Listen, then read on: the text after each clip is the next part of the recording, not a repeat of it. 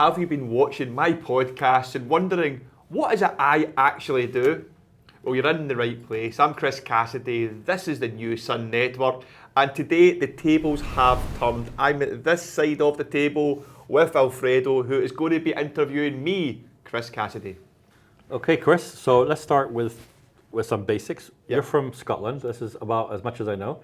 Where in Scotland? I'm from Glasgow. From Glasgow, okay. Yes. And how long have you been here in Spain?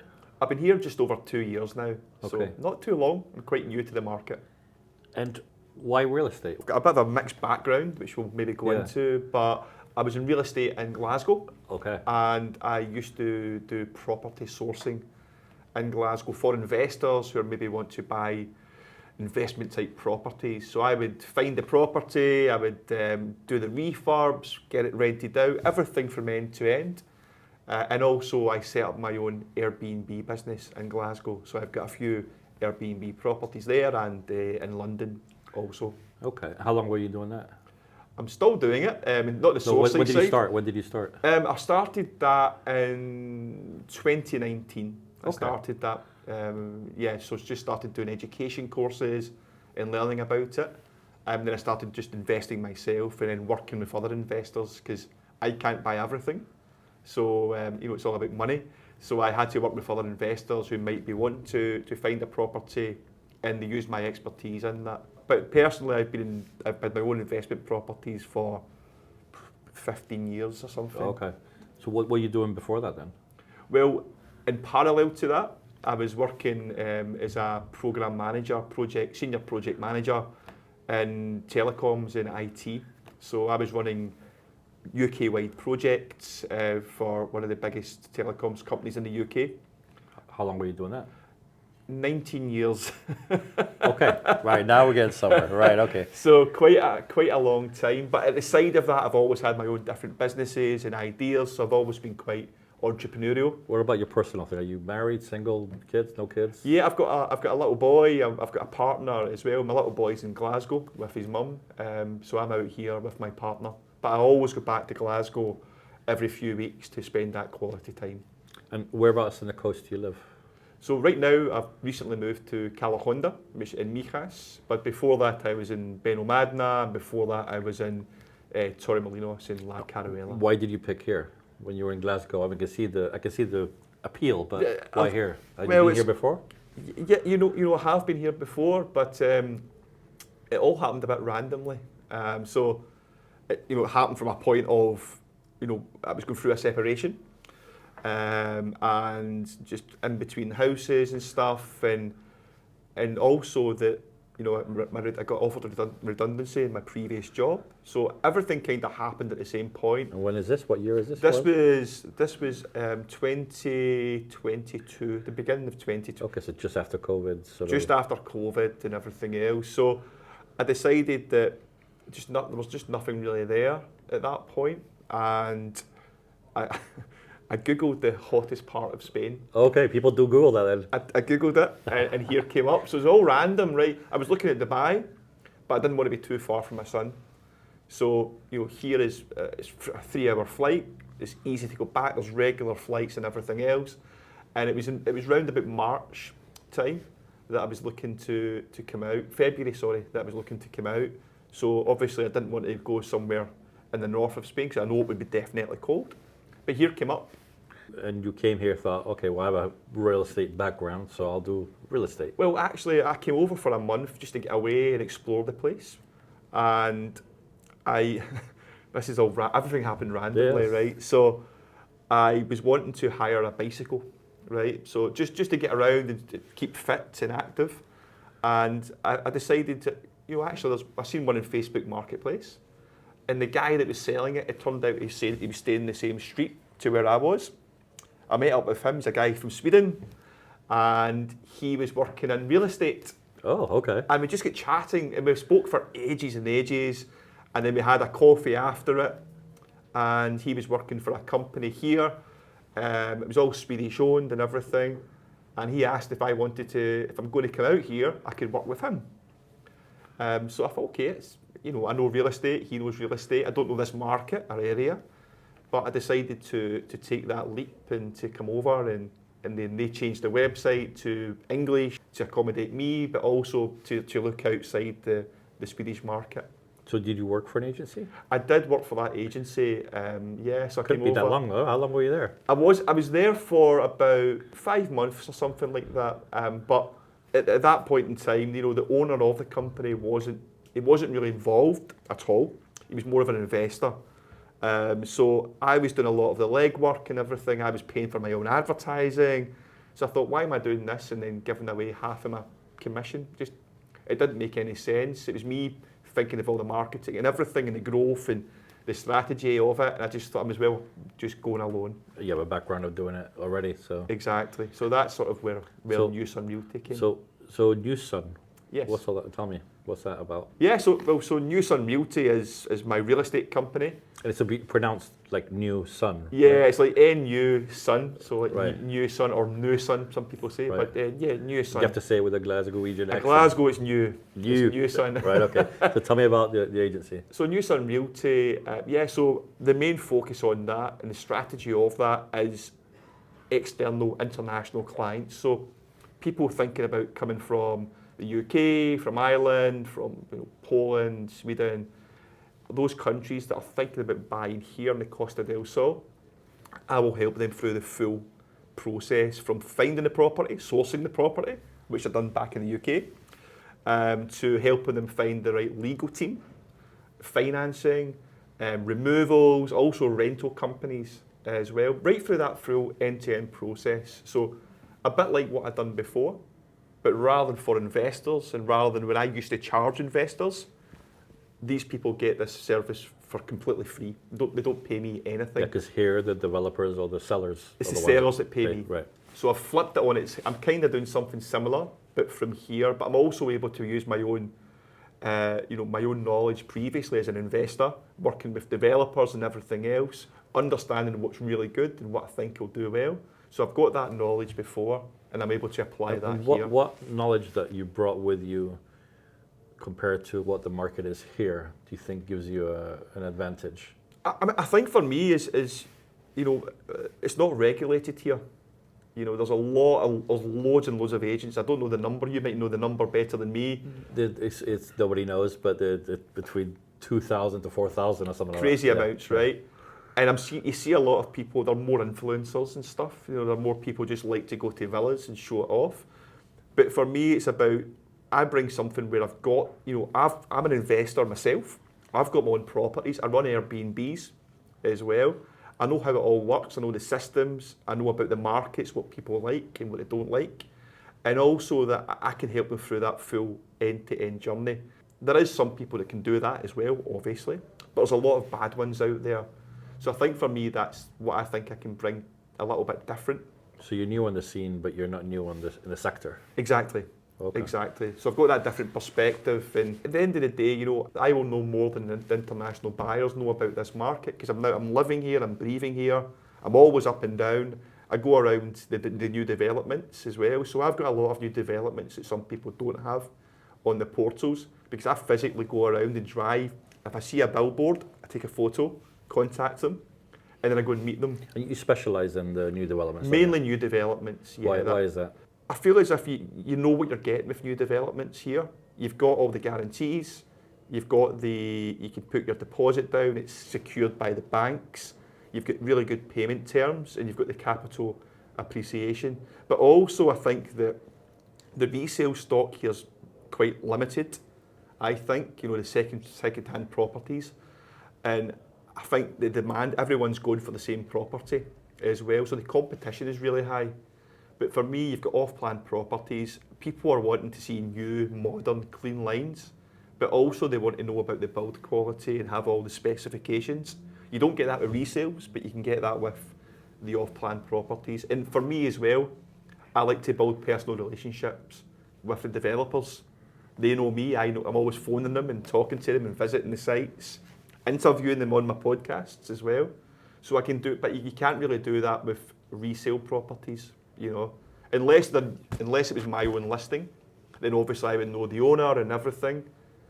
But I can't build that relationship with somebody else's listing. I can do that with a developer, and I can get to know them, understand the plot, understand the right properties. So What separates a good developer from a bad developer on the Costa del Sol, would you say?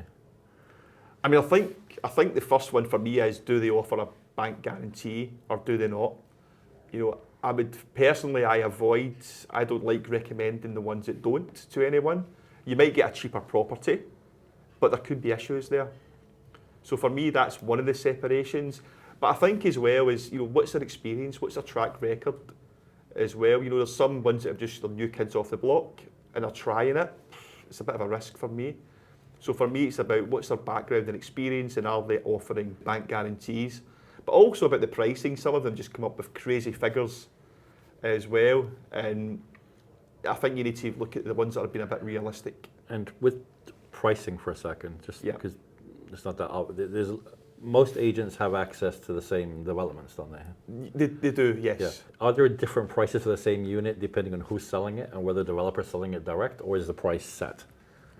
The price is set. So if there's this one unit, Yeah. the 2-bed with the nice view is on the market for $350. Whatever price you see somewhere else, $350 is the price. It's not going to be cheaper going directly to the developer, no? No, it's exactly the same price. If Okay. they come to me or come to the developer. The thing that people might see though is, and you know, the people who are advertising these developments, the price is only as good as either how often they're updating their website, because obviously there's different properties or different prices on a plot. So unless you're constantly updating that daily, you're never going to keep an idea of exactly what that price is going to be, because that one could be sold, so the next one up is at this price. And you get some people that are disheartened because they'll come to you and say, yeah, Chris, I've seen this offered here, why is your price this? But it's because my price is the up-to-date price. Right, okay. I mean, prices don't generally go down, do they, on No. a development? Not I'm at also all. right in saying that it's quite common practice for developers to gradually increase the prices of any new phases Yeah, that's right. almost willy-nilly as they want to, based on demand, isn't it? Yes. So yeah. it isn't some sort of nefarious practice. No. It's just how the market operates. It's the demand. It's yeah. They look at obviously the pricing around to see what's available, and it will go up. But normally they'll do it in sort of phases and phase developments. You know, depending on the size of it, obviously. So when's the best time to buy in a development? Right at the very start, as Why? soon as it's launched, because that's when they're trying to figure out the market.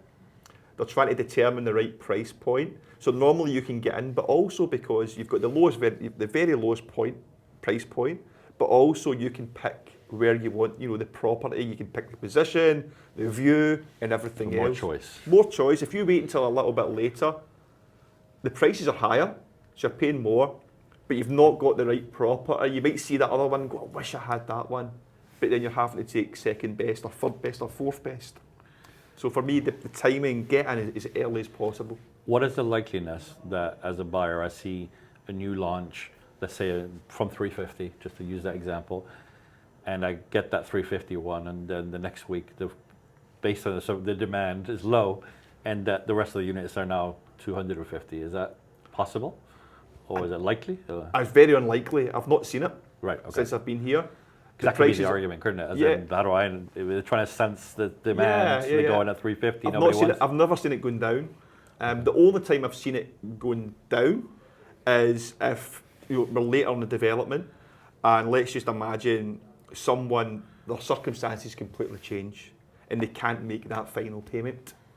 Then what might happen is the developer will honour that original price. So they might re-put that onto the market for that price it was originally.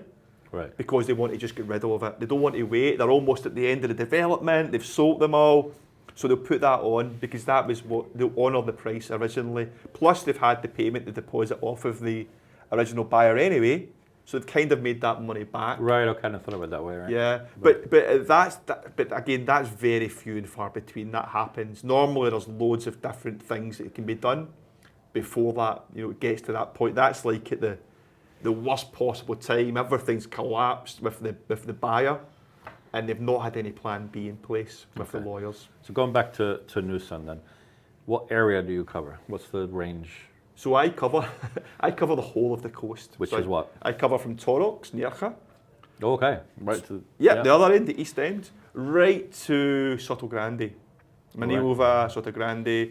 So I cover everything, and the reason I do that is because I don't really market to people who are living here already.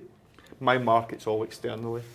So if people are willing to fly for 4 hours, I'm willing to drive for an hour and a half in one way or an hour and a half in the other way. It doesn't faze me. If they're willing to do that, I'm willing to do that. And it depends on the circumstances, right? So not everyone wants to be in Marbella. Not everyone can afford Marbella. So they might need to look at Manilva. They might need to look at maybe Torrox, Nerja, places like that are a little bit out. But it's not a massive drive for me, as I said. And if the property that I can find them and source them meets all other things about their budget, the size, the location, but it's a little bit further out. How do the prices compare? I have very low knowledge about that side of the coast. How do the prices on the east side of Marbella, of Malaga, sort of Torrox, that bit, Xarquilla coast, compare to this side of the coast? Torrox used to be a lot cheaper, but for new developments, definitely cheaper. For off-plan, etc. But there's just not that many of them. That's kind of the issue. Okay. So the supply's not massive there. And do you go all the way to Nerja, or do you not reach that far? I will go to Nerja if someone wants to, but normally up to Torrox, Okay. I would say. And what about, so you go up to Sotorande? Soto Grande, yeah, which is the complete other spectrum of the market. It's not cheap at all, is it? It's not cheap whatsoever. Yeah. But between Sotorande and Estepona, there's some very good prices, though, isn't there? There is. I mean, Estepona is, it used to be notoriously known as cheap and everything, but not now. The prices have been rising massively, I would say. But you're still able to get a good deal there if you look right in the right places. It's obviously a lot cheaper than Marbella, but the prices are starting to ramp up because more people are realising that's a nice place. It's not as built up as Marbella still. It's still got some of that Spanish charm about Right. it. And also to eat out and to drink and everything, it's a lot cheaper. You're not paying those real premium prices that you are in Marbella. Why are there more new developments on offer in Estepona than Marbella? It's the land, right? So land here's at a premium. It's pretty much built up already.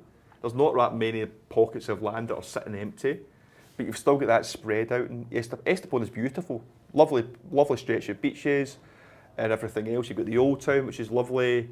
You're not too far from Marbella and Puerto Banús, not really. You're a very short drive, but you've got extra land. You've got a lot of land sitting there empty, so they're now starting to build up.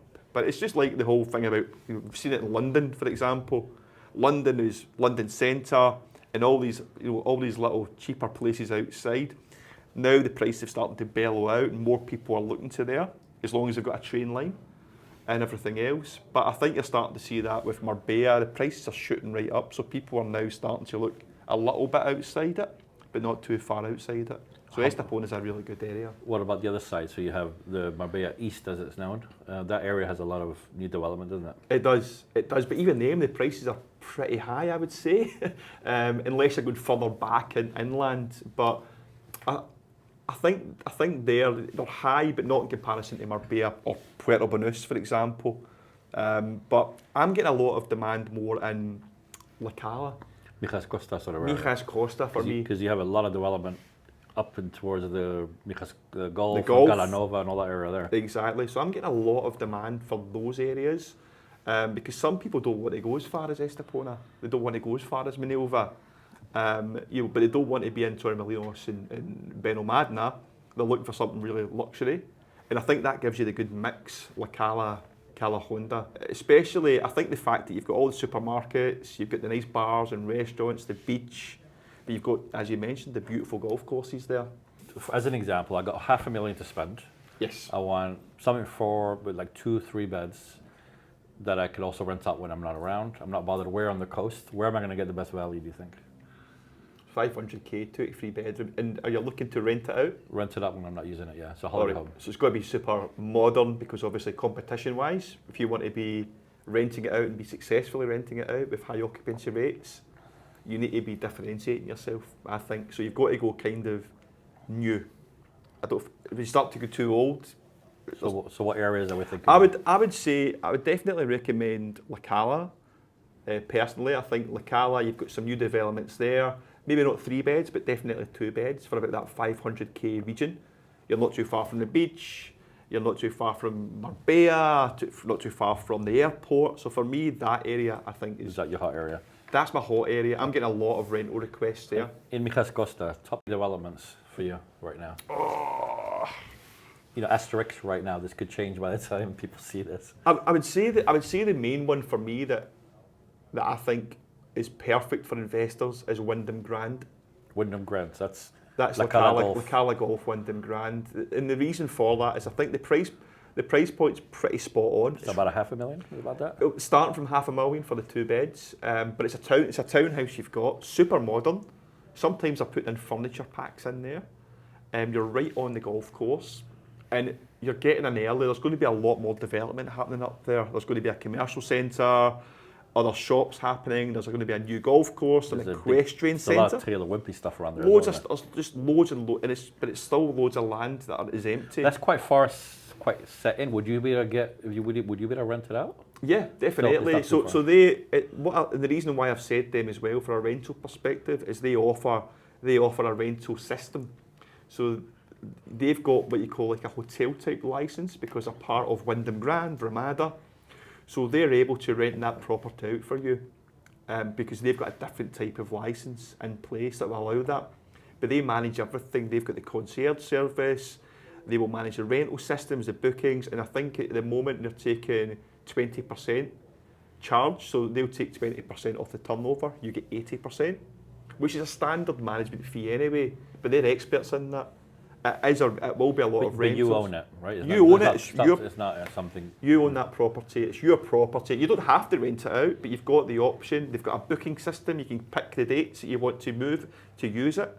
You can get the concierge to put your stuff, your personal stuff, into storage and take it out when you're coming. What about a family that's looking to relocate here? So they got a budget between $650 and 1.2, which is quite a wide range. They're not too fussed whether it's what kind of property it is. That's their range. They're going to move here. They got young kids that need to go to a private school. What would be was there a development that would fit that criteria along the coast for you? It's a good question. Or would it be the Wyndham Grand? Because you got schools. You've got school. I do think. Or would you look at somewhere like Villanmada now, where it has quite a lot of schools? This is the thing. So I wouldn't necessarily say Wyndham Grand for that purpose because I do think it'll be a lot of rentals, because we know that potential changes are going to happen with the short-term rent, but they've got that covered. So I do think a lot of people will be looking at that aspect and going there. So if you want to live there permanently, might not be the best choice. So I think you mentioned Benalmadena. At the top end, you have quite a few developments, right? You've got quite a lot, but just in terms of that budget, you could do a lot with that budget. And I'm just trying to think of a couple actually. Or is been like on the other side of Estepona, is there some pockets of value down there? Again, schools maybe be an issue, no? And schools are an issue. I think for Benalmadena, if you're anywhere along the coast side, you're pretty good. You know, I like you've got places like Torremoye, Torre Quebrada. I used to live in Torremoye. So did I. So did I. Oh, did you? Okay. Yeah. So but there's a school in Torremoye. You've got a school right there. You've got the British school right there. So I think if you're able to get any developments near there, it seems to have hit the right. There's some on the way up, isn't there, to the Pueblo? So you've got ones just at the start of Fuengirola. You've got the Higueron as well. You're seeing a lot of people that live in there. But the Higueron that's not one development. That's multiple developments. But you are seeing a lot of people who live there permanently. It's not just all rentals, you know. And what I like about the Higueron is you've got the big sports centre. You've got the paddle courts. You've got all of that. You're not too far from the train as well, so you've still got that. Particularly if you've got kids going to school, that can be quite handy. Exactly. Yeah. So I think sort of Torre Quebrada, maybe going in Torremoye, maybe going into the Higueron for that price point. You've got the schools, you've got the trains.